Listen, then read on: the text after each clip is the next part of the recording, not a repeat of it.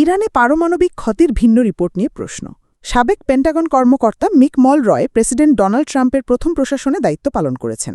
তিনি ইরানের পারমাণবিক স্থাপনাগুলোর ওপর মার্কিন ইসরায়েলি হামলার ক্ষতি সংক্রান্ত ভিন্ন প্রতিবেদনগুলো নিয়ে উদ্বেগ প্রকাশ করেছেন। বিবিসি রেডিও 4-এ টুডে অনুষ্ঠানে তিনি বলেন, সম্প্রতি ফাঁস হওয়া পেন্টাগনের একটি গোপন গোয়েন্দা প্রতিবেদনে হামলার প্রকৃত ক্ষতি নিয়ে যথেষ্ট সতর্কতা প্রকাশ করা হয়েছে, অথচ হোয়াইট হাউস দাবি করছে ইরানের পারমাণবিক কর্মসূচি সম্পূর্ণভাবে ধ্বংস হয়ে গেছে। মলরয় বলে, হোয়াইট হাউস বলছে সম্পূর্ণ ধ্বংস, কিন্তু গোপন রিপোর্টে এর চেয়ে অনেক কম আত্মবিশ্বাস দেখা যাচ্ছে।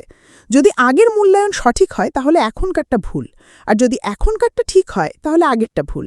দুটোই একসাথে সঠিক হতে পারে না। তিনি আরও বলেন, এই ধরনের গোপন তথ্য ফাঁস হওয়া অত্যন্ত বিপজ্জনক, কারণ এতে গোপন মানব উৎস বিপদের মুখে পড়তে পারে। যদি কোনো উৎস ফাঁস হয়ে যায় তাহলে তাদের জীবন হুমকির মুখে পড়ে। কেউ নিহতও হতে পারে।